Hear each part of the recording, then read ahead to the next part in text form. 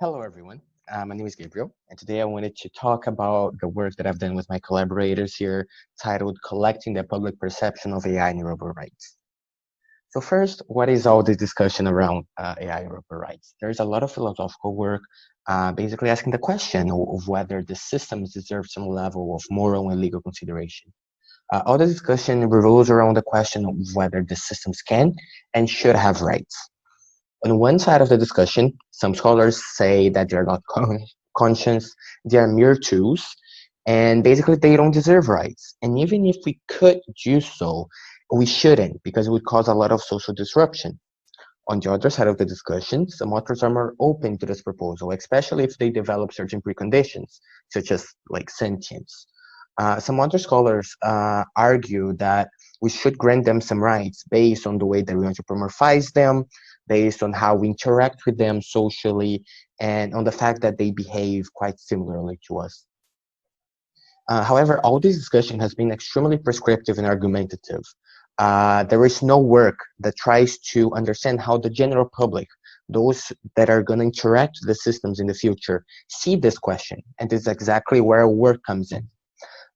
Based on previous work on the topic and some rights that are related to future AI robots, we propose 11 of them that could be granted to future systems. For example, nationality, which has been granted to Sophia in Saudi Arabia.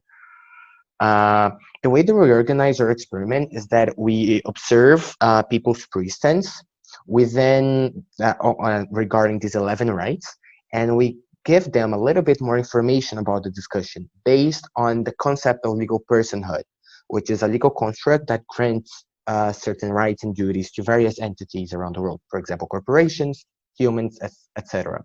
After giving them a little bit more information, we obtain their post stance, which is basically how they stand in this issue after a little bit more information is given.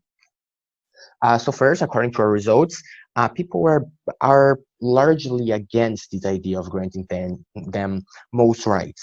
There is one exception, though, which is the right against cruel treatment and punishment, which has been proposed by Kate Darling from MIT, that basically should protect, especially social robots, from cruelty.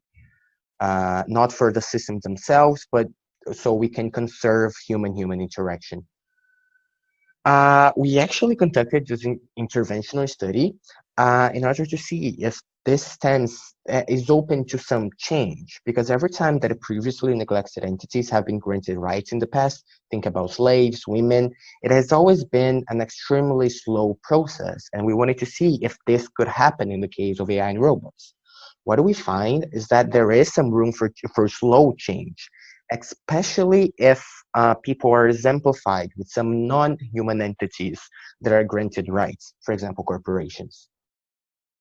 But all this discussion has various repercussions in society, right? What are some of these implications of our findings? Because we're not giving a final solution to this question, but we're basically raising more questions by adding the public input into the discussion.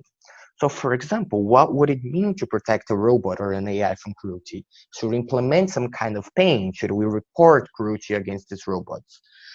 Regardless of their sentience, regardless of whether they feel some like true pain, if we may say that.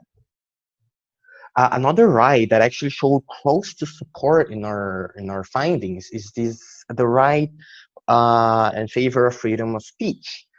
And this would conflict a lot with how we regulate their usage, especially natural language processing, like natural language models, such as GPT-3, GPT-2. The way that we regulate the systems might need to respect their freedom of speech if this right is to be granted. So this is basically our work.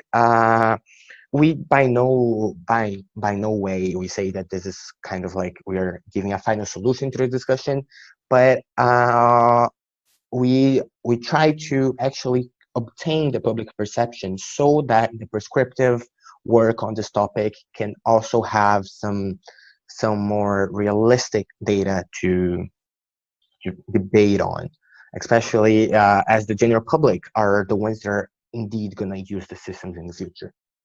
Thank you very much.